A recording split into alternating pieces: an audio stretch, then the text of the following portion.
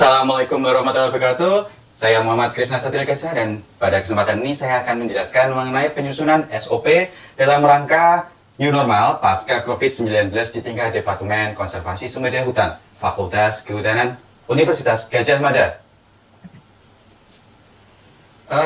Penyusunan dokumen ini dikerjakan oleh tim pengabdian dari Departemen Konservasi Sumber Daya Hutan sebanyak 17 dosen dan diketahui oleh Dr. Sandi Novianto, SHUT MSc. Mengapa perlu disusun dokumen SOP?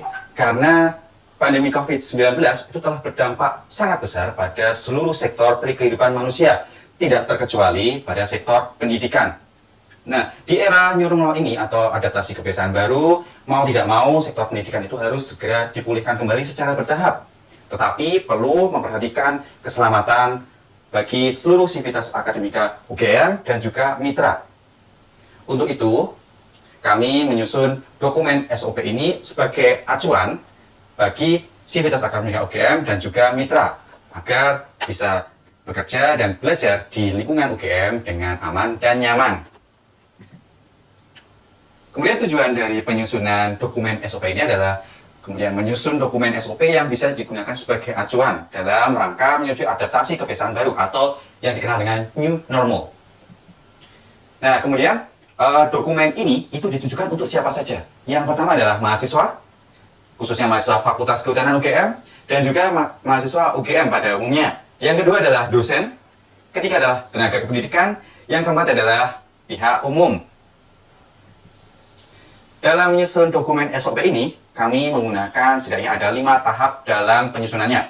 Yang pertama adalah tahap persiapan, kemudian yang kedua adalah tahap penilaian kebutuhan, kemudian yang ketiga adalah tahap pengembangan, dan berikutnya adalah tahap integrasi dalam manajemen, dan yang terakhir adalah tahap monitoring dan evaluasi. Kami menjalani semua tahap mulai dari awal sampai akhir dalam rangka menyusun dokumen SOP ini.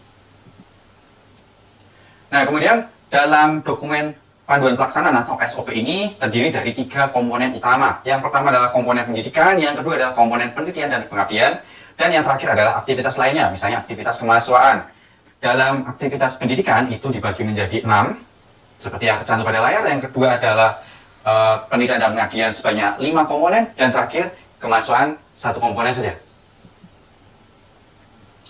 Nantinya dokumen ini akan kami susun dalam visualisasi yang menarik sehingga mudah untuk dicerna oleh semua target pengguna dari SOP ini. Kami akan susun dalam bentuk poster, ada 2 poster, kemudian flyer yang nanti bisa di-share melalui media sosial dan juga media-media lainnya yang mudah untuk diakses bagi baik dosen, mahasiswa, dan juga umum. Kemudian ada juga video-video yang memudahkan dan menarik secara audiovisual, sehingga materi yang disampaikan itu akan mudah dicerna oleh pihak-pihak yang membutuhkan mengetahui SOP ini. Nah, ini adalah salah satu bagan alir contoh SOP yang kami buat terkait dengan peminjaman ruang dan seterusnya. Nah, ini adalah contoh lainnya yang diberlakukan di lab ekologi hutan terkait dengan prosedur pelaksanaan penelitian dan juga prosedur pelaksanaan praktikum. Nah, meskipun kami bisa menghandle pekerjaan ini dengan baik, tetapi bagaimanapun tetap ada kendala. Karena bagaimanapun pada tahap new normal ini masih ada restriksi untuk bisa bertemu dengan orang yang dalam jumlah banyak dan dalam ruangan tertentu. Sehingga salah satu kendala yang kami alami adalah waktu penyusunan yang relatif singkat serta terbatasnya pertemuan yang dapat dilakukan. Nah, dalam pertemuan ini hanya dilakukan pertemuan-pertemuan yang sifatnya daring saja untuk menghindari kontak antar sivitas akademika UGM untuk menghindari penularan COVID-19.